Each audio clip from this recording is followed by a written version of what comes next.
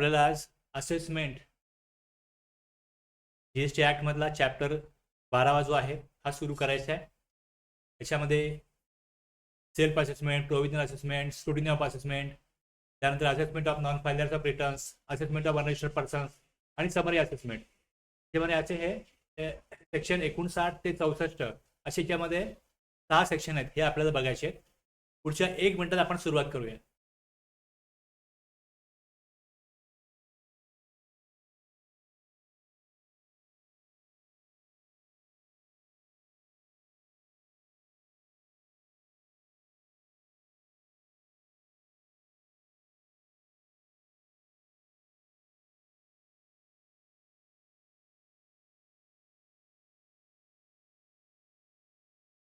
Good morning Nilesh sir, Kunal sir, Rakesh sir, Shubham sir.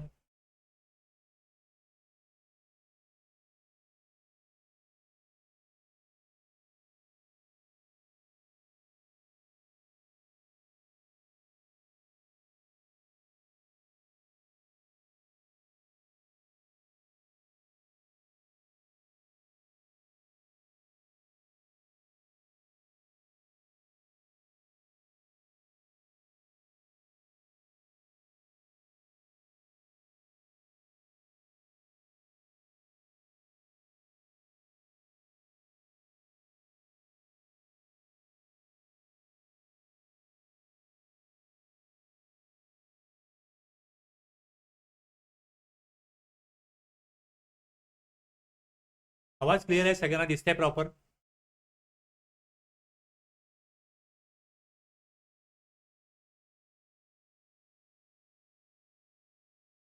Vishal sir, Tulshiram sir, good morning.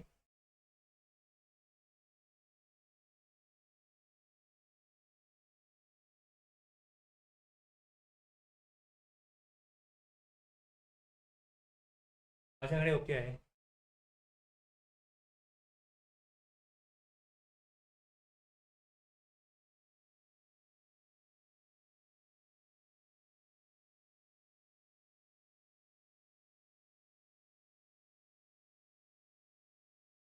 तर आज बरेच लोक आहेत.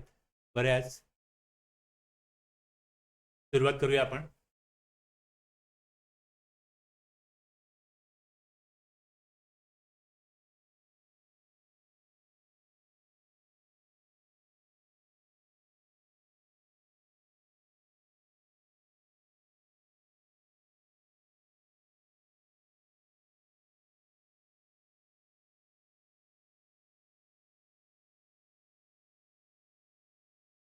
आता बघा कसं आहे.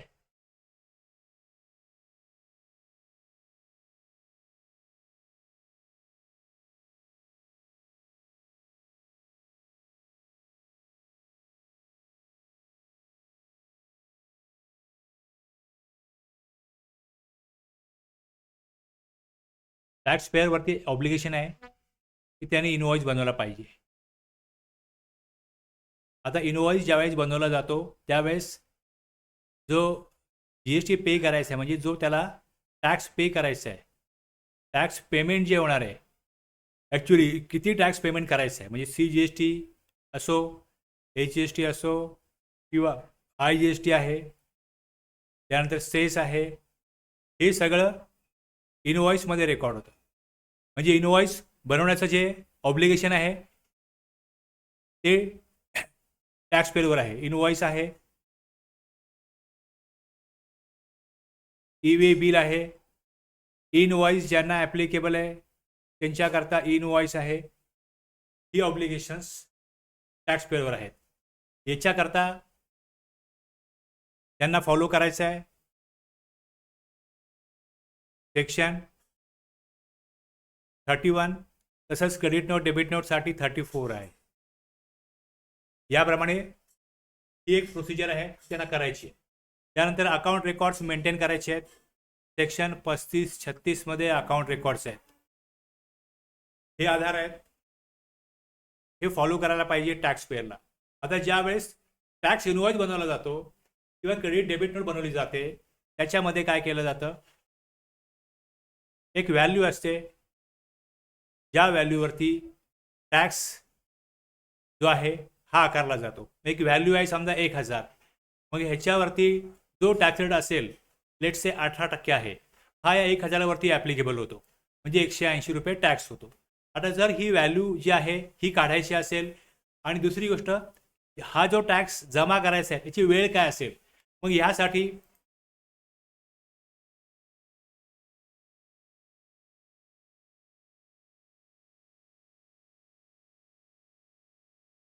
तरतूद केलेली आहे. हे संबंधित जे चॅप्टर्स आहेत किंवा संबंधित जे तरतुदी आहेत, सेक्शन्स आहेत, हे टॅक्सपेअरला स्वतःहून बघावे लागतात. त्याला स्वतःहून म्हणजे मग त्याच्याकरता त्याला एक्सपर्टचा ॲडवाईस घ्यायला लागतो, त्याला कन्सल्टंट अपॉइंट करायला लागतात, त्याच्याकडनं त्याला हे सगळं काम करून घ्यायला लागतं. म्हणजे टॅक्सपेअरवरती एक ऑब्लिगेशन आहे. तुम्ही काय करा, tax invoice debit credit note बनवा, ज्याच्यावरती तुमचं ट्रान्झॅक्शन जे झालेलं आहे त्याचा एक लिगल प्रूफ त्यामध्ये बनेल, किती टॅक्स देणं आहे हे बनेल. त्याचबरोबर व्हॅल्यू ऑफ सप्लाय आहे सेक्शन 15, याप्रमाणे व्हॅल्यू डिटरमाइन करायची, व्हॅल्यू जी आहे ती निश्चित करायची आणि त्या व्हॅल्यूवरती लेवी होतो, जो टॅक्स लागू होतो तो इथे लागू होईल, लेवी आणि कलेक्शन. आता याच्यामध्ये काही सप्लाय असे आहेत ज्याच्यावरती टॅक्स लागणार आहे आणि काही सप्लाय असे आहेत ज्यामध्ये एक्झम्पशन असेल, करमुक्त असतील, ते यावरती कर लागणार नाही, मग ते सेक्शन 11 प्रमाणे असतील. तर हे सगळं बघण्याचं काम आपलं कुठलं ट्रान्झॅक्शन जे आहे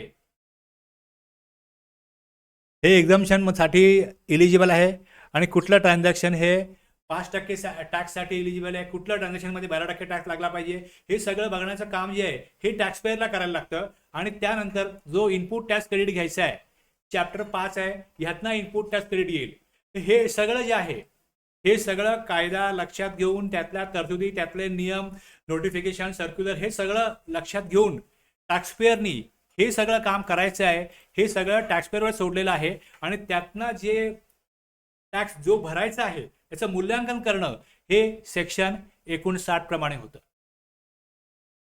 म्हणजे हे डिपार्टमेंट काढून देत नाही.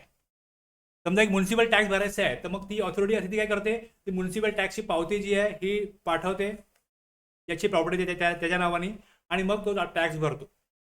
आपल्याला लाईटचं बिल येतं, तुम्ही किती इलेक्ट्रिसिटी कंझ्युम केलेली आहे मीटरप्रमाणे कळतं आणि त्या मीटरच्या किती युनिट कंझ्युम झालेले आहेत त्याप्रमाणे लाईटचं बिल, जे लाईट जे इलेक्ट्रिसिटी प्रोव्हाइड करतात ते काय करतात, तिकडे त्याचं बिल पाठवतात. तसं जीएसटी मध्ये होत नाही. जीएसटी मध्ये काय केलं जातं की टॅक्सपेअरनी कायद्याचा अभ्यास करून, कायद्याच्या तरतुदी विचारात घेऊन, त्यानुसार त्याला किती टॅक्स भरायला येतो आहे ते सगळं डिटर्मिनेशन, त्याचं सगळं मूल्यांकन जे आहे हे सगळं कोणी करायचं आहे, हे टॅक्सपेअरनी करायचं आहे ॲज पर सेक्शन 59. तुम्ही सेक्शन 59 जर बघितला तर सेक्शन 59 मध्ये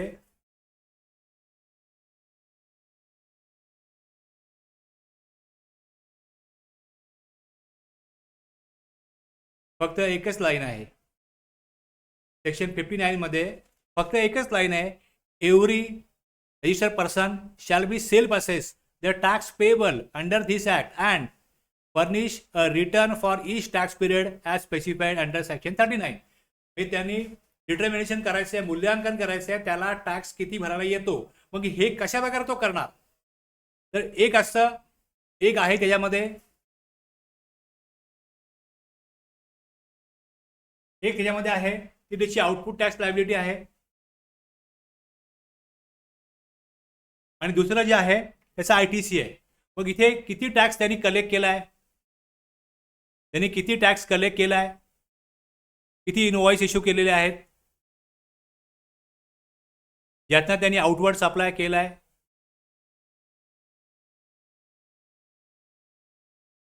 तसंच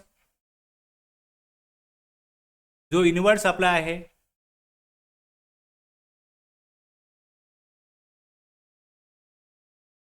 त्यातनं त्याला किती ITC मिळणार आहे आणि किती ITC त्याच्यामधला त्याचा इलिजिबल असेल, हे सगळं मूल्यांकन कोणी करायचं आहे, हे टॅक्सपेअरनी करायचं आहे as per section 59. Section 59 self assessment ही जबाबदारी जी आहे ही टॅक्सपेअरवर टाकतो. सेल्फ असेसमेंट म्हणजे काय आहे, तर इथे जो करदाता आहे, रजिस्टर्ड पर्सन आहे, तो स्वतःच आपल्या व्यवहार लागणारा कर कायद्याप्रमाणे मोजतो आणि तो कर रिटर्नद्वारे जाहीर करतो. ही संपूर्ण प्रक्रिया स्वतःच्या जबाबदारीवर केली जाते. म्हणजे जर याच्यामध्ये काही चुका झाल्या, चुकीचा टॅक्स डिटरमाइन झाला, म्हणजे समजा तिकडे त्याला 12% टॅक्स जमा करायचा होता आणि त्यांनी 5%च कलेक्ट केला, किंवा 12% कलेक्ट करायला पाहिजे आणि त्यांनी 18% कलेक्ट केला, हा जास्त झाला, मग त्याचं काय करायचं? म्हणजे इथे हे सगळं जे आहे, हे सगळं जर चुकलं तर त्यानंतर मग कायद्यानुसार ज्या तरतुदी असतील त्यानुसार मग पुढची प्रोसिजर होईल. आयदर टॅक्सपेअरवरती काहीतरी डिमांड नोटीस वगैरे येऊ शकते, आणि जर त्यांनी जास्त टॅक्स कलेक्ट केला आहे तर तो कशा प्रकारे मग गव्हर्नमेंटकडे जमा करायचा, काय करायचं, हे तरतुदीनुसार मग ठरवायला लागेल. ह्या चुका होऊ शकतात. तर यासाठी टॅक्सपेअरची जबाबदारी आहे की त्यांनी एक्सपर्टचा ॲडवाईस घ्यावा, आणि त्यासाठी जो खर्च आहे हा टॅक्सपेअरलाच करावा लागतो. हे टॅक्सपेअरवरती बंधनकारक आहे. एव्हरी रजिस्टर्ड पर्सन दिले तिकडे, फक्त रजिस्टर्ड पर्सनसाठीच हा सेक्शन 59 जो आहे लागू आहे, हा अनरजिस्टर्ड पर्सनवरती लागू होत नाही. म्हणजेच काय इथे की ज्यांनी रजिस्ट्रेशन घेतलेलं आहे त्याला सेल्फ असेसमेंट स्वतः काय करायचं, त्यांनी तो टॅक्स जो आहे त्याचं मूल्यांकन करायचं, किती ITC घ्यायचं आहे, कशा प्रकारे इलिजिबल आहे, हे सगळं त्यांनी बघायचं, आणि त्यातनं त्यांनी काय करायचं आहे, तो टॅक्स रिटर्नच्या फॉर्मॅटप्रमाणे रिटर्नच्या तिथल्या तरतुदीनुसार नियमानुसार जमा करायचं आहे. हे आउटपुट टॅक्स पेबलमध्ये काय येतं, आउटपुट टॅक्स, मग इथे रिव्हर्स चार्ज, मग इंटरेस्ट, लेट फीस, उशिरा फाईल केल्यास, हे सगळं जे आहे हे सगळं टॅक्सपेअरवरती आहे. ITC चुकीचा क्लेम झाला तर मग सेल्फ असेसमेंटचा तो भाग आहे, त्यामध्ये मग डिपार्टमेंट पुढे जाऊन स्क्रुटिनी करेल किंवा त्याचं इन्स्पेक्शन किंवा ऑडिट जे काय होईल त्यातून मग जर का त्याचं चुकीचा ITC क्लेम झालं लक्षात आलं तर मग पुढच्या ज्या काय कायदेशीर प्रक्रिया आहेत त्याला तोंड द्यावं लागेल. त्यामुळे ही जबाबदारी जी आहे ही टॅक्स डिटरमाइन करण्याची, प्रत्येक टॅक्स पिरियडसाठी रिटर्न दाखल करणं अनिवार्य. मग त्यामध्ये आपण आता बघतो की GSR 1, GSR 3B हे येतात. यातनं काय करायचं आहे, हे सगळं ही जी प्रक्रिया आहे ही टॅक्सपेअरनी स्वतःच्या जबाबदारीवरती योग्य त्या एक्सपर्टचा ॲडवाईस घेऊन त्यांच्या मार्गदर्शनानुसार सगळ्या प्रोसिजर त्याला करायचे आहे. त्यामुळे 59चं महत्त्व जे आहे हे लक्षात घ्या, काय की इथे गव्हर्नमेंट काय करतं, हे टॅक्सपेअरवर सोडतं की तुमच्यावरती आम्ही विश्वास टाकतो, कारण गव्हर्नमेंटची मजबुरी आहे. दुसरा काही याच्यामध्ये गव्हर्नमेंटकडे पर्याय नाही आहे की जर हे सगळं स्वतः करायचं म्हटलं की आपण आपल्या अधिकाऱ्यांना सांगायचं की प्रत्येक तुम्ही टॅक्सपेअरचं काय करा, जाऊन किती टॅक्स त्याला देणं आहे हे बनवा. तर त्याकरता कुठल्याही प्रकारचं तसं म्हणजे कमी खर्चामध्ये होणारं असं काहीच दुसरा ऑप्शन नाही त्यामध्ये. त्यामुळे गव्हर्नमेंटला इकडे काय करायला लागतं, विश्वास ठेवायला लागतो की टॅक्सपेअर आहे त्याच्यावरती आम्ही विश्वास ठेवतो. गव्हर्नमेंट काय करतं, टॅक्सपेअर सांगतं की तुझ्यावरती आम्ही विश्वास ठेवतो, तू काय कर, तू कायद्याच्या आधाराप्रमाणे आम्हाला टॅक्स दे. पण त्याच्यावरती ऑब्लिगेशन घातले जातात, जे सेक्शन्स पहिले दिलेले आहेत. आपण इथे बघतोय सेक्शन्स जे आहेत ते इनवॉइसचा सेक्शन आहे. याप्रमाणे ऑब्लिगेशन्स आहेत की इनवॉइस कसा बनवायचा, इनवॉइसचे रूल आहेत, त्याप्रमाणे इनवॉइसचे कंटेंट काय असले पाहिजेत, इनवॉइस कोणाला ॲप्लिकेबल होईल, ई बिल कोणाला ॲप्लिकेबल होईल, हे सगळं टॅक्सपेअरवरती सोडलेलं आहे. कारण त्याच्यावरती गव्हर्नमेंटची मजबुरी आहे की हा सिस्टम याच प्रकारे चालेल की जर 3 लाख 4 लाख 5 लाख लोक रोज त्यांची व्यवहाराची ट्रान्झॅक्शन करत असतील तर त्याच्यावरती कंट्रोल ठेवणं आणि प्रत्येकाचा टॅक्स जो आहे त्याचं मूल्यांकन करणं, तो टॅक्स किती त्याला भरायला लागतोय हे कसं ठरवणं, याच्यासाठी गव्हर्नमेंटकडे कुठल्याही प्रकारची सिस्टम असू शकत नाही, कुठल्याच देशामध्ये नाही. पण त्यामध्ये काय केलं जातं इथे की त्याला इनवॉइस म्हणजे इथे एक प्रूफ आहे, डॉक्युमेंटरी प्रूफ आहे की जे ट्रान्झॅक्शन होत आहे त्याच्यावरती कुठल्या प्रकारचा टॅक्स लागतोय, CGST, AGST, IGST, सेस, हे सगळं रेकॉर्ड करा. आणि त्यानुसार मग ज्या वेळेस ऑडिट होईल त्यावेळेस हीच जी डॉक्युमेंट प्रूफ आहे ती बघितली जातात. इम्पोर्ट झाला तर कस्टममधनं ज्यावेळेस माल येतो त्यावेळेस बिल ऑफ एंट्री आहे, त्यानंतर देशाबाहेर माल गेला डॉक्युमेंट बनतं. तर ही सगळी डॉक्युमेंट जी आहेत ही मग इथे अकाउंट्स रेकॉर्ड्समध्ये मेंटेन करायला सांगितलेली आहेत.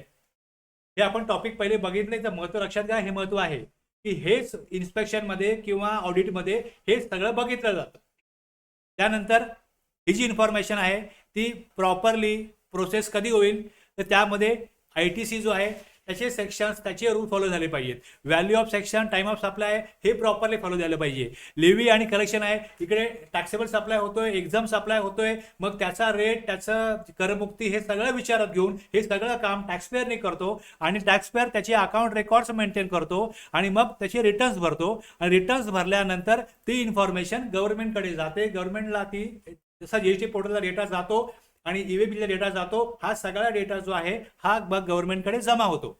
मग याच्यावरनं काय करतं पुढे गव्हर्नमेंट, त्याची पुढे जाऊन हे सगळं झाल्यानंतर, हे सगळं स्वतः केल्यानंतर रिटर्न्स वेगवेगळे लोक आहेत, म्हणजे जसं रेग्युलर रिटर्न असतो, कंपोजिशन डीलर असतो, त्यानंतर NRTP आहे, ORDR सर्व्हिस प्रोव्हायडर, ISD आहे, हे TDS TCS आहे. ह्या वेगवेगळ्या प्रकारे ह्या सगळ्या कायद्याच्या प्रक्रियेवरती नियंत्रण ठेवण्याकरता, म्हणजे टॅक्स कलेक्शन या कायद्यामध्ये जे होतं त्याच्यावरती नियंत्रण ठेवण्याकरता वेगवेगळ्या प्रकारचे जे टॅक्स पेअर आहेत किंवा ह्याच्यामध्ये इन्व्हॉल्व जे वेगवेगळ्या पार्टीज आहेत त्यांना वेगवेगळे रिटर्न्स आणि वेगवेगळे रजिस्ट्रेशन जे आहेत हे करून घ्यायला लावले जातात. मग इथे रजिस्ट्रेशनचे पण वेगवेगळे प्रकार आहेत. हा पण टॉपिक पहिलाच सुरू केला. पहिला टॉपिक हा होता रजिस्ट्रेशनचा. मग यामध्ये रजिस्ट्रेशन कोण करतं आणि त्यामध्ये कशा प्रकारे रजिस्ट्रेशन केल्यानंतर कुठले कुठले त्यांना ऑब्लिगेशन लागू होतात हे सगळं आपण बघितलेलं आहे. मग त्याप्रमाणे त्यांना कुठले कुठले रूल आहेत, त्या रूलप्रमाणे कुठले कुठले फॉर्म दिलेले आहेत आणि त्यामध्ये कुठल्या प्रकारची विशिष्ट माहिती गव्हर्नमेंटकडे पोहोचवायची आहे हे त्यात दिलेलं आहे. याप्रमाणे सेक्शन 60 जो आहे हा सेल्फ असेसमेंटचा आहे. याच्यामध्ये टॅक्सपेअरला अगोदर सगळं हे करायला सांगितलं जातं आणि त्यानंतर लक्षात घ्या, आता एकदा त्यांनी सेल्फ असेसमेंट केलं किंवा काही लोक रजिस्ट्रेशनच घेत नाहीत, मग त्यांच्यावरती कंट्रोल ठेवण्याकरता असेसमेंट ऑफ अनरजिस्टर्ड पर्सन, म्हणजे जिथे एक ऑप्शन असा आहे की ज्यावेळेस ऑब्लिगेशन लागू होईल सेक्शन 22 किंवा सेक्शन 24 प्रमाणे त्यावेळेस रजिस्ट्रेशन घेणं बंधनकारक आहे. पण जर तरी पण काही टॅक्सपेअर, काही जे असे व्यापारी असतील ते सप्लाय करतायत पण ते इलिजिबली असून पण, ते तिथे त्यांना कायदेशीररित्या पात्र असून पण जर ते रजिस्ट्रेशन घेत नसतील मग त्यांच्यासाठी काय करायचं, मग त्यासाठी असेसमेंट ऑफ अनरजिस्टर्ड पर्सन आहे सेक्शन 63. काही लोकांनी रजिस्ट्रेशन घेतलेलं आहे पण रजिस्ट्रेशन घेतलेलं असून सुद्धा ते रिटर्न्स प्रॉपरली फाईल करत नाही, मग त्यांना रिटर्न्स न भरल्यामुळे गव्हर्नमेंटला टॅक्स मिळत नाही, प्रॉपरली टॅक्स कलेक्शन होत नाही, मग त्यांच्यावरती काय कारवाई करायची, मग त्याची पॉवर जी आहे ही assessment of non filers of रिटर्नमध्ये आहे. आणि ज्यांनी रिटर्न्स प्रॉपरली भरलेले आहेत, जे रिटर्न्स भरतायत, रेग्युलर भरतायत, काही कारणामुळे कोणाचा लेट होतोय रिटर्न भरायला पण तो इंटरेस्ट लेट फीज भरतोय, मग त्यांनी रिटर्न्स प्रॉपर भरले की नाही हे चेकिंग करण्यासाठी स्क्रुटिनी ऑफ रिटर्न्स आहे. मी तुम्हाला थोडक्यामध्ये सेक्शन 59 काय आहे, त्यानंतर मग इतर सेक्शन्सचं महत्त्व काय हे सांगितलेलं आहे. इथे मग एक तुम्हाला या चॅप्टर जो असेसमेंट तुम्हाला याची आयडिया दिलेली आहे मी, हे सांगतो काय प्रोव्हिजन असेसमेंट, पण जेवढं मी सांगितलं आता तिथपर्यंत कळलं असेल, त्याचा जो बॅकग्राऊंड आहे तो कळला असेल तर येस रिप्लाय करा.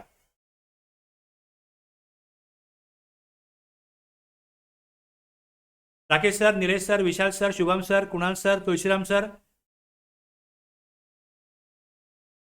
डिपार्टमेंटचं काम इथून सुरू होतं, लक्षात घ्या. टॅक्सपेअरची जबाबदारी काय आणि डिपार्टमेंटची जबाबदारी काय हा मुद्दा मी इथे अधोरेखित केलेला आहे. तुमच्यापर्यंत जर हे माझं म्हणणं पोहोचलं असेल तर येस रिप्लाय करा.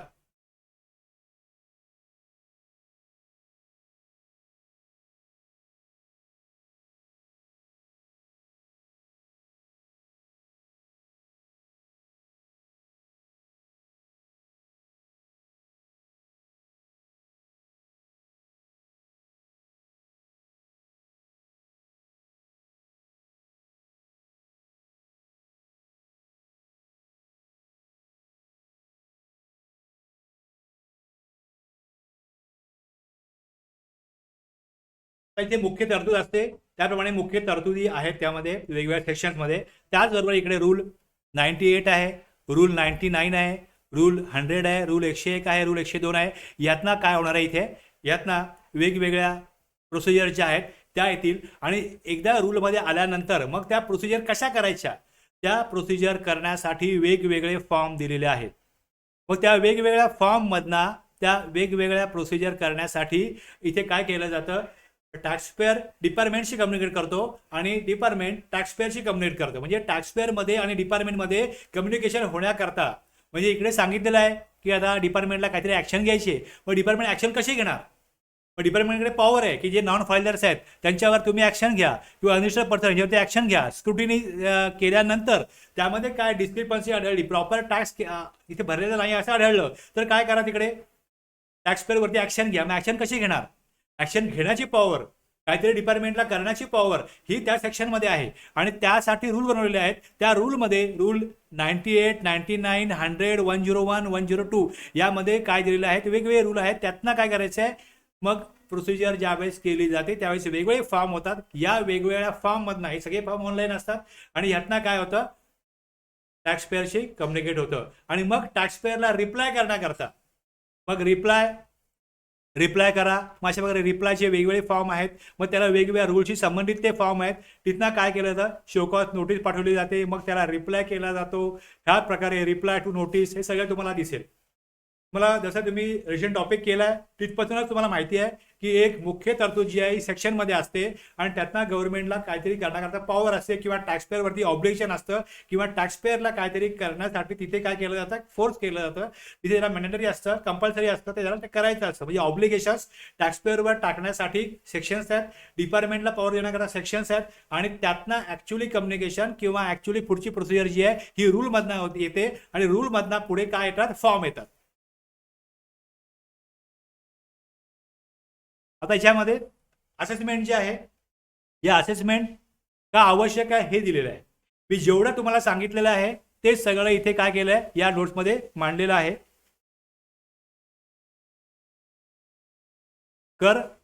करदात्याने कर कमी दाखवला असू शकतो, चुकीचा ITC घेतलेला असू शकतो, रिटर्न दाखलच केला नसेल किंवा अधिकारी स्वतःच करदायित्व ठरवण्याची गरज भासू शकते. या सर्व परिस्थितीमध्ये या असेसमेंटची जी काय आहे सेक्शनची ती गरज आहे. मग इथे सेल्फ असेसमेंट.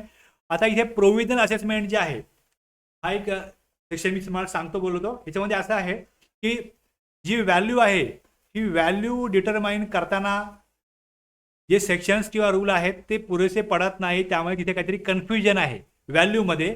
आणि दुसरं, टॅक्स रेट ठरवताना प्रॉब्लेम येतो. टॅक्स रेट ठरवताना तिथे क्लॅरिटी नाही आहे. जर क्लॅरिटी नसेल, समजा एखादा गव्हर्नमेंटचा प्रोजेक्ट आहे तर तिथे एक्झम्पशन आहे, मग गव्हर्नमेंटसाठी एखादा वर्क कॉन्ट्रॅक्टर करतोय तर त्याला समजत नाही की इकडे आपल्याला एक्झम्पशन फॉलो करायचं आहे, लागू आहे की आपण इलिजिबल आहोत की नाही आहोत, का तिथे 5% रेट आहे तो लागू करायचा आहे का 12% रेट लागू करायचा आहे. मग अशा परिस्थितीमध्ये मग तो कमिशनरकडे अर्ज करू शकतो आणि त्यातनं त्याला कमिशनर गाईडलाईन देतात की काय करा, कशा प्रकारे तुम्ही टॅक्स भरा. यासाठी प्रोव्हिजनल असेसमेंट आहे. प्रोव्हिजनल असेसमेंटचा तिथे गरज त्याकरता पडलेली आहे की जिकडे क्लिअरिटी नसेल तिथे काय करा, तुम्ही प्रोव्हिजनल असेसमेंट फॉलो करा, जेणेकरून टॅक्स प्रॉपरली जमा होईल. आपण डिटेलमध्ये पुढे बघू. आता असेसमेंटची व्याख्या दिलेली आहे सेक्शन 2 मध्ये, क्लॉज इथे 11 मध्ये. यामध्ये काय दिलं आहे की determination of tax liability under this act includes, म्हणजे इथे जे मूल्यांकन आहे, कर निश्चिती आहे ही करण्याकरता इकडे याच्यामध्ये असेसमेंटमध्ये काय इन्क्लूड होईल तर self assessment, reassessment, provisional assessment, summary assessment आणि बेस जजमेंट असेसमेंट हे काय होतील, असेसमेंटमध्ये इन्क्लूड होतील, हे दिलेलं आहे. व यामध्ये असेसमेंट म्हणजे टॅक्स लायबिलिटी निर्धारण करणे, करदायित्व निर्धारण करणे आणि यामध्ये वेगवेगळे प्रकार येतात. सेल्फ असेसमेंट हे आपण बघितलं आता. त्यानंतर रिअसेसमेंट जे आहे, इथे रिअसेसमेंटसाठी काय दिलं त्यांनी, इथे अशी वेगळी त्याची डेफिनेशन नाही आहे, पण रिअसेसमेंटमधनं काय होतं, जिकडे डिमांड क्रिएट होतं, डिमांड रिकव्हरी, ॲज्युडिकेशन प्रोसेस, मग शोकात नोटीस पाठवा, मग त्याच्याकडनं रिप्लाय घ्या किंवा त्याला टॅक्सपेअर तिथे येऊन आपली बाजू मांडतो आणि मग पुढे ऑर्डर काढली जाते आणि ह्यातनं जो अगोदर भरलेला टॅक्स आहे त्यामध्ये आणखीन जास्त टॅक्स भरणं हे जर निर्माण झालं तर त्यातनं मग होणारी प्रोसिजर जी आहे ही सगळी रिअसेसमेंटमध्ये येते. त्यानंतर प्रोव्हिजनल असेसमेंट आपल्याला बघायचं आहे, आता समरी असेसमेंट बघायचं आहे आणि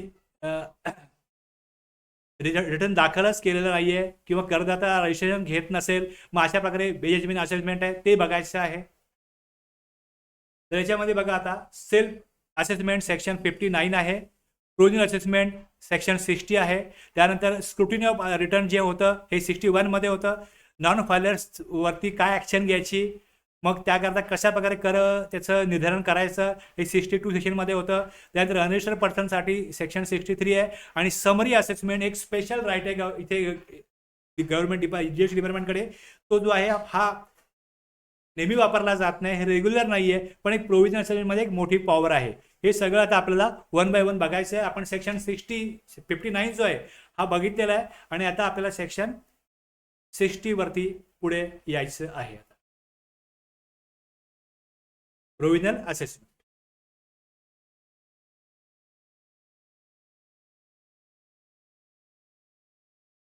आता हा जो सेक्शन आहे प्रोव्हिजनल असेसमेंट हा पण तुम्हाला नेहमी दिसणार नाही. आपण एक विशिष्ट परिस्थितीमध्ये या सेक्शनचा वापर केला जातो, हे लक्षात घ्या.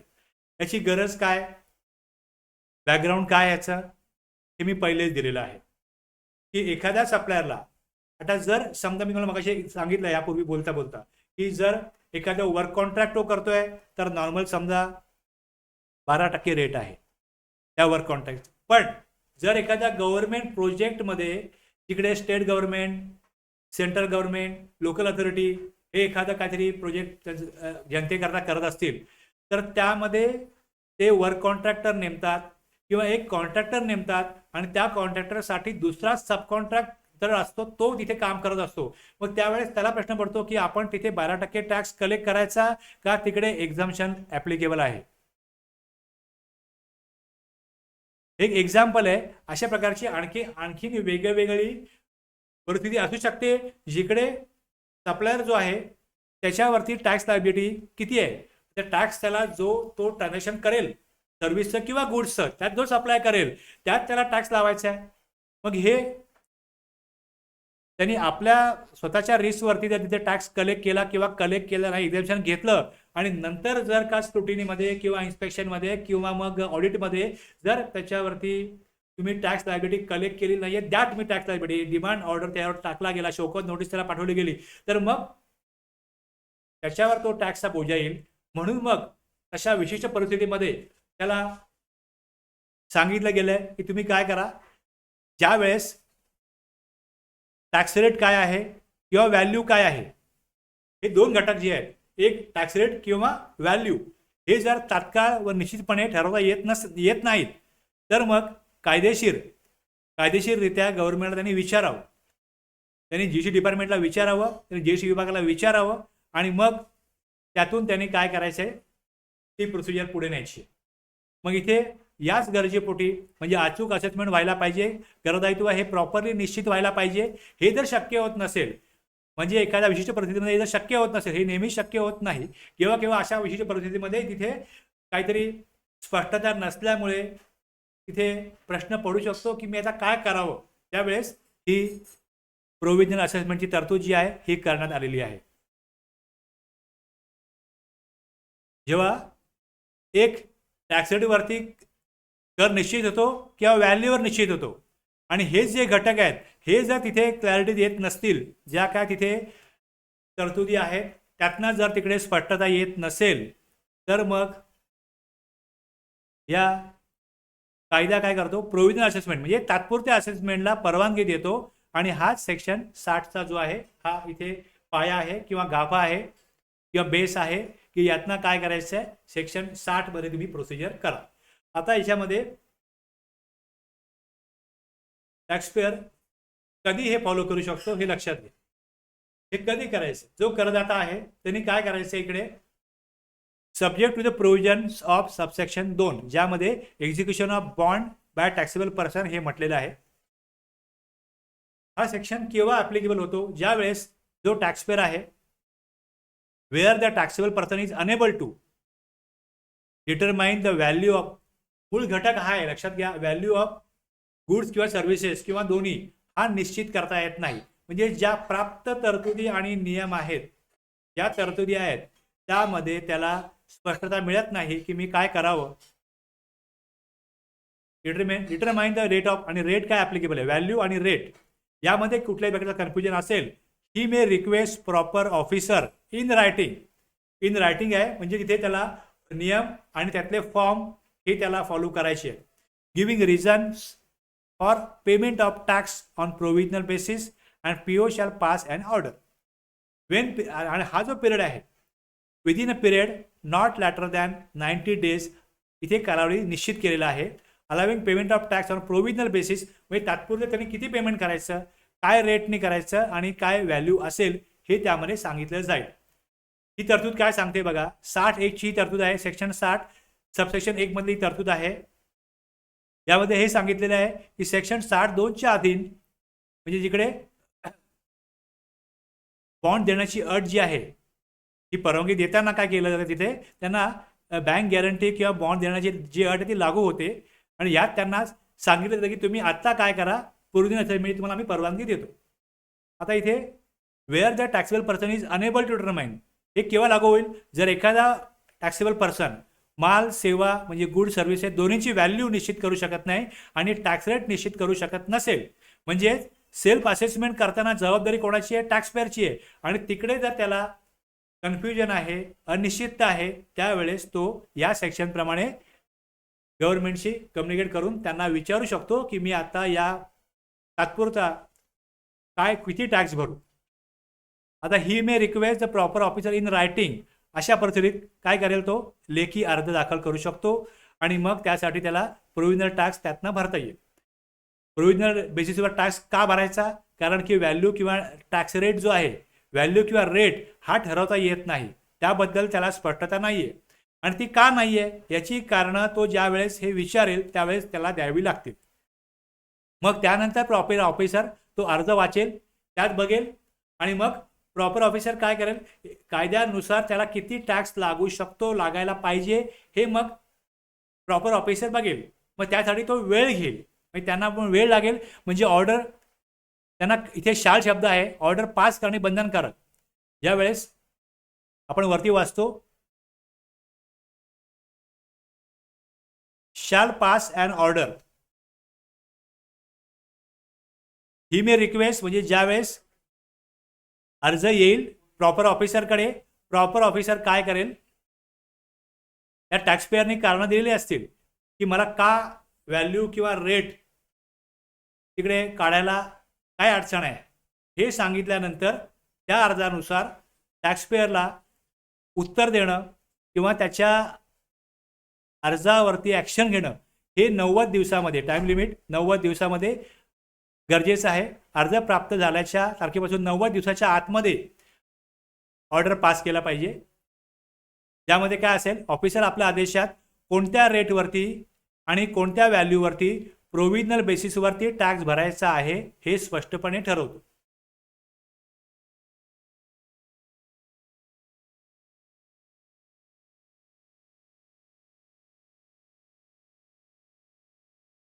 हे आपण काय वाचलं आता, सेक्शन 60 वाचलं.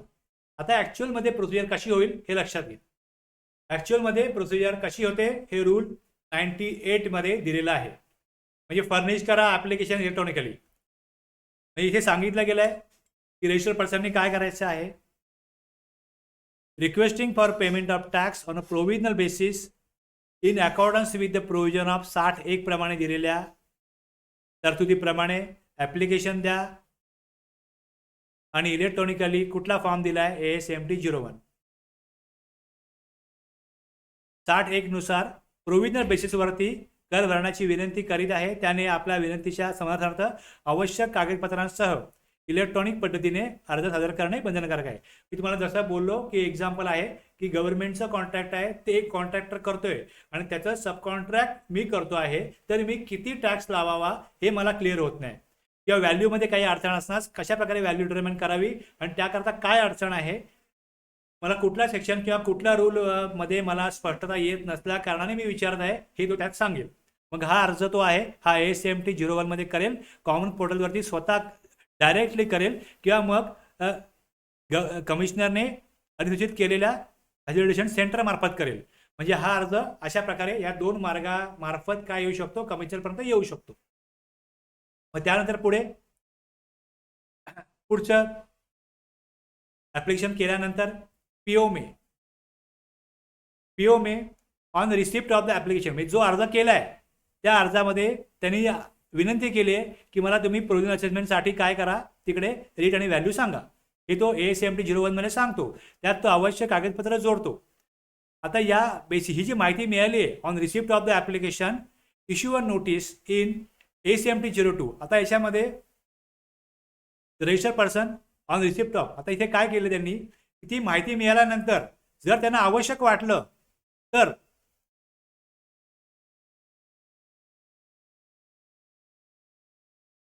ASMT 02 मध्ये एक नोटीस काढू शकतो, ज्यामध्ये रजिस्टर पर्सन कडून आणखीन अतिरिक्त माहिती किंवा कागदपत्र त्याला सादर करण्याची त्याच्याकडे मागणी केली जाते. त्यांनी दिलेले कागदपत्र आणि माहिती जर पुरेशी नसेल तर प्रॉपर ऑफिसर जे असतील ते काय करतील, ॲडिशनल माहिती काढतील. म्हणजे त्याच्या ASMT 1 ला ASMT 2 नी सांगितलं जाईल की तुमच्याकडनं आम्हाला ASMT 1 मिळालेला आहे, तुमची समस्या आहे, तुम्ही ज्या प्रकारे डॉक्युमेंट पाठवलेत आम्हाला क्लिअर होत नाहीये, आणखीन डॉक्युमेंट द्या, आणखीन कागदपत्र आम्हाला तुम्ही द्या. आवश्यक वाटल्यास हे सांगितलं जाईल. आणि मग जो टॅक्सपेअर असेल तो काय करेल, ASMT 03 मध्ये त्याला रिप्लाय द्यायचा आहे. आणि जर जो टॅक्सपेअर आहे त्याची इच्छा असल्यास तो प्रॉपर ऑफिसरला समोर वैयक्तिकरित्या हजर राहण्याचा त्याला अधिकार आहे. 98(2) नुसार प्रॉपर ऑफिसर अर्ज प्राप्त झाल्यानंतर ASMT 2 मध्ये अतिरिक्त माहिती मागवण्याची नोटीस काढू शकतो आणि अर्जदाराने त्याला त्याच्या उत्तर द्यायचं ASMT 03 मध्ये. तसंच तो तिथे स्वतः उपस्थित राहून त्याविषयी आपलं म्हणणं मांडू शकतो. अशा प्रकारे या रूलमध्ये आहे. सेक्शन 60(1) ही तरतूद आहे आणि त्याला जी प्रोसिजर आहे ती 98(1) मध्ये आणि 98(2) नुसार पुढे जाते. मग त्यानंतर 60(2) मध्ये एक्झिक्युशन ऑफ बॉन्ड सांगितलंय. म्हणजे हे जेव्हा त्याला करायचं आहे तो सांगतोय की मला तुम्ही प्रोव्हिजनल बेसिसवरती तिथे टॅक्स भरण्याची परमिशन द्या. आता ह्याच्यामध्ये काय होऊ शकतं की समजा त्याला परमिशन दिली गेली की तुम्ही 12% आता टॅक्स भरा आणि नंतर जर 18% टॅक्स त्याला भरणा करण्यासाठी फायनली डिटर्मिनेशन होईल, कर मूल्यांकन 18% झालं, मग त्यांनी 12% टॅक्स भरलाय, मग 6% डिफरन्स आहे. मग हा 6% डिफरन्स जो आहे हा रेव्हेन्यू लॉस होऊ नये म्हणून ही तरतूद जी आहे की तुम्हाला आम्ही इथे गाईडलाईन देतो, कशा प्रकारे टॅक्स भरायचा आहे सांगतो, किती टॅक्स भरायचा आहे सांगतो. म्हणजे व्हॅल्यू काय येईल, व्हॅल्यू कमी येऊ शकते, त्यामुळे नंतर व्हॅल्यू जास्त होऊ शकते. टॅक्स रेट आत्ता दिलाय 12, नंतर 18 होऊ शकतो. मग इथे रेव्हेन्यू लॉस होऊ नये किंवा गव्हर्नमेंटचा जो टॅक्स आहे हा अडकून पडू नये म्हणून काय केलं जातं, तिकडे त्याला सांगितलं जातं की तुम्ही प्रोव्हिजनल बेसिसवरती टॅक्स भरण्याची तुम्हाला परवानगी आम्ही तेव्हा देऊ जेव्हा तुम्ही काय करा, बॉन्ड एक्झिक्यूट करा. म्हणजे जर त्यांनी टॅक्स भरला नाही, जर त्याला जास्त टॅक्स भरला नाही तर मग बॉन्ड एक्झिक्यूट करून त्या कराची वसुली करता येते. मग इथे करदात्याने काय करायचं आहे की त्या अर्जाबरोबरच त्यांना बॉन्ड तुला द्यायचा आहे. शुअरिटी सिक्युरिटीने देणे, हा बॉन्ड सिक्युरिटी देणे, सिक्युरिटी देणे, शुअरिटी सिक्युरिटी देणे, हा बॉन्ड प्रॉपर ऑफिसरला योग्य वाटेल अशी शुअरिटी किंवा सिक्युरिटी याचा दिला जाऊ शकतो. हे डिफरन्स जो आहे हा डिफरन्स वेळेत गव्हर्नमेंटला मिळावा. बॉन्ड करदात्याला कायदेशीररित्या बांधतो की फायनल असेसमेंटमध्ये ठरलेला टॅक्स जो आहे हा जर त्यांनी भरला तर ठीक आहे, नाही भरला तर मग वसुली करण्याकरता या बॉन्डचा उपयोग होतो. म्हणजे इथे लक्षात घ्या काय, प्रोव्हिजनल असेसमेंट हा करदात्याचा अधिकार नसून बॉन्ड किंवा सिक्युरिटी देऊन स्वीकारलेली जबाबदारी आहे की ठीक आहे आता तुम्ही सांगता त्या रेटनी किंवा सांगता त्या व्हॅल्यूवरती मी टॅक्स भरतो, पण जर अधिक भरणा करण्याची वेळ आली तर मी तो टॅक्स भरीन. आणि जर त्यांनी नाही भरला तर मग त्याच्याकडनं जो बॉन्ड किंवा सिक्युरिटी बँक गॅरंटी वगैरे घेतलेली असेल त्यातून काय केलं जातं, तो टॅक्स सरकार वसूल करू शकतं. ऑर्डर ऑफ प्रोव्हिजनल असेसमेंट ही काढण्याकरता मग पुढे रूल 98(3) जो आहे त्यानुसार प्रॉपर ऑफिसर काय करतो, इथे काय करणार, फॉर्म GST ASMT 4 मध्ये प्रोव्हिजनल असेसमेंटचा आदेश काढला जातो. हा जो आदेश आहे याच्यामध्ये टॅक्स तात्पुरती आधारावर भरण्याची परमिशन, कोणत्या आधारावरती प्रोव्हिजनल बेस असेसमेंट दिली आहे हे स्पष्ट केलं जातं. व्हॅल्यू काय असेल, रेट ऑफ टॅक्स काय असेल, दोन्ही काय असेल, त्यानंतर बॉन्ड किती रकमेचा द्यायचा हे सगळं येतं. सिक्युरिटी जी आहे, उदाहरणार्थ बँक गॅरंटी किती द्यायची ते नमूद केलं जातं. मात्र सिक्युरिटी ही बॉन्ड रकमेच्या 25% जास्त नसावी हे सांगितलं गेलं. ACMT 4 म्हणजे प्रोव्हिजनल टॅक्स कसा द्यायचा, कोणत्या व्हॅल्यू रेटवर भरायचा, किती बॉन्ड द्यायचा, सिक्युरिटी किती द्यायची, हे सर्व लेखी त्यात दिलं जातं. हे सगळं कशामध्ये येईल, हे सगळं ACMT 4 मध्ये येईल. मग पुढे ही सिक्युरिटी भरायची आहे, किती अमाऊंट भरायची आहे हे सगळं 98(4) नुसार ठरतं. बॉन्ड एक्झिक्यूट करणे रजिस्टर्ड पर्सनने 62 नुसार ACMT 5 मध्ये बॉन्ड देणं बंधनकारक. मग सिक्युरिटी आहे, बँक गॅरंटी, बॉन्ड सोबत बँक गॅरंटी सोबत सिक्युरिटी द्यायची. ही रक्कम जी आहे ही 98(3) नुसार प्रॉपर ऑफिसरने ठरवलेली असते, ती तो भरेल, बॉन्ड देईल तो. प्रोव्हाइडेड दॅट GST ऍक्ट किंवा IGST ऍक्ट अंतर्गत प्रॉपर ऑफिसरकडे दिलेला बॉन्ड हा CG ऍक्ट त्या रूल दिलेला बॉन्ड मानला जाईल. म्हणजे हा जो बॉन्ड आहे हा दोन्ही टॅक्ससाठी आहे. जसं CGST मधला असल्यास AGST करता पण आहे आणि AGST मधला असल्यास CGST करता पण आहे. या अमाऊंटमध्ये अमाऊंटची म्हटलंय त्यामध्ये IGST, CGST, EGST, UDGST तसंच सेस लागू असल्यास ते सगळं काय होईल त्यामध्ये अंतर्भूत विचारात घेऊन त्यानुसार ती अमाऊंट डिटरमाइन केली जाईल आणि त्याचा तो बॉन्ड जो आहे तो तिकडे गॅरंटी जी आहे, बँक गॅरंटी किंवा सिक्युरिटी जी आहे सबमिट करेल. ACMT 5 आवश्यक, बँक गॅरंटी आवश्यक, वेगळे CGST EGST बॉन्ड्स नकोत. सिक्युरिटी ठरवताना सर्व टॅक्सेस सेस त्यात विचारात घेतले जातात. आता ह्याचं हे त्यांनी केलं, हे तात्पुरतं केलेलं आहे. फायनल असेसमेंट कधीपर्यंत व्हायला पाहिजे, तो अर्ज देईल. त्या अर्जावरती 3 महिन्यामध्ये प्रॉपर ऑफिसरनी त्याला निर्णय दिला की तुम्ही प्रोव्हिजनली टॅक्स किती रुपयाचा भरायचा आहे बँक गॅरंटीसह. हे इथपर्यंत आपण आलो. आता याच्या पुढे काय आहे, याच्या पुढे काय लक्षात घ्या. फायनल असेसमेंट जे आहे PO शॅल म्हणजे इथे आता फक्त तात्पुरत्या स्वरूपामध्ये काय व्हॅल्यू असेल, काय टॅक्स रेट असेल हे त्याला 90 दिवसामध्ये सांगितलं जातं. त्यानंतर मग 6 महिने डिपार्टमेंटला अभ्यास करायला वेळ मिळतो. PO shall within a period of not exceeding 6 month. आता याच्यामध्ये हे जे 6 महिने आहेत, प्रॉपर ऑफिसरची जबाबदारी काय बघा. प्रॉपर ऑफिसरने मी वरचं जे आहे ना हे सगळं इंग्लिशमध्ये जे आहे तो ॲक्च्युली ॲक्टमधला आहे आणि खाली आपण मराठीमध्ये अर्थ घेताना थोडे काही शब्द इकडे तिकडे होऊ शकतात. त्यामुळे तुम्ही ज्यावेळेस मराठी वाचाल त्यावेळेस वरचं इंग्लिश जे ॲक्च्युली ॲक्टमधले शब्द आहेत किंवा वाक्य आहे ते वाचा आणि त्यानुसार समजून घ्या. एखादा शब्द जर वरचा वगळून तुम्ही वाचलं किंवा समजा तुमच्या लक्षात तुम्हाला हे कळावं, तुम्हाला ॲक्ट इंटरप्रेट करता यावा किंवा तुम्हाला ॲक्ट कळावा म्हणून तो मी वरती लिहिलेला आहे आणि त्याचा अर्थ खाली लिहिलेला आहे.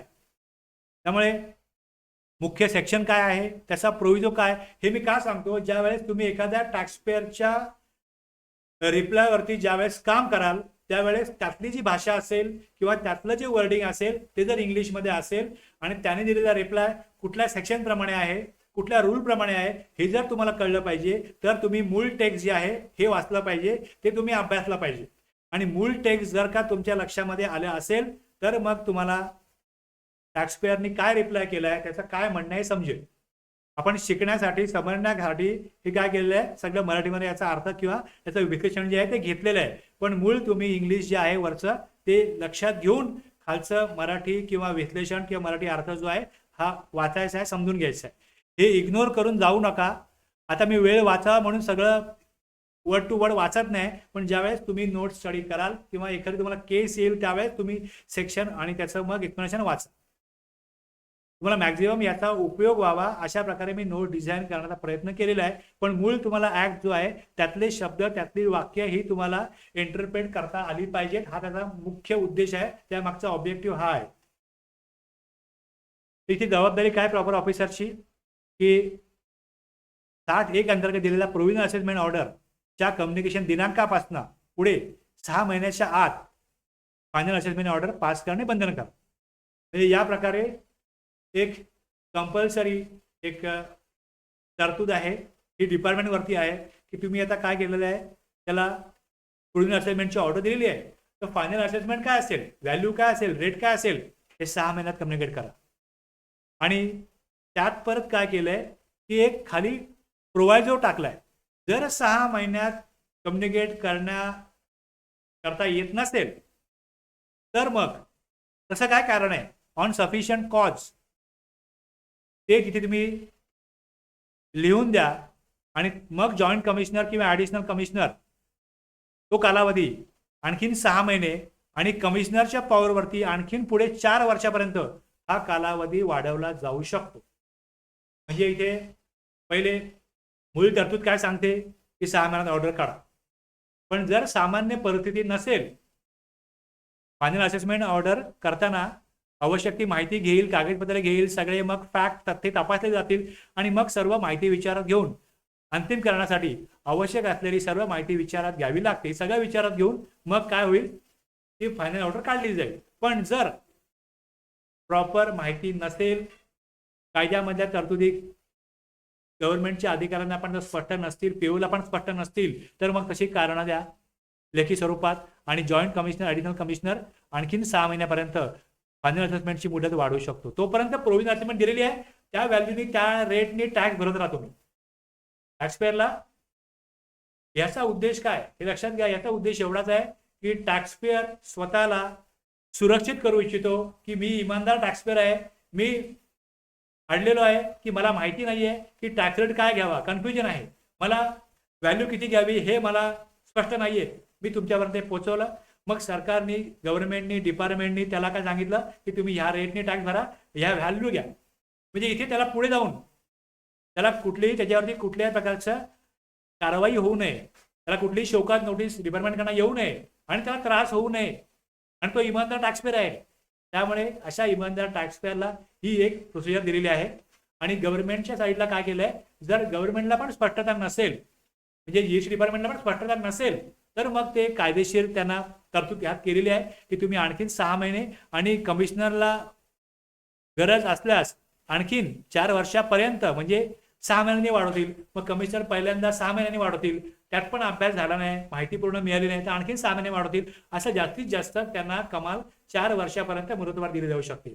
प्रोव्हिजनल असेसमेंट कायमस्वरूपी नसते. कायदा ऑफिसरला सांगतो की 6 महिन्यात फायनल करा, योग्य कारण असल्यास मुदत वाढवा आणि ती कारणे लेखी दाखवा. मग आणखीन 6 महिने, मॅक्झिमम 4 वर्षापर्यंत हे वाढवलं जाऊ शकतं. इथपर्यंत कळलं असेल तर यस रिप्लाय करा.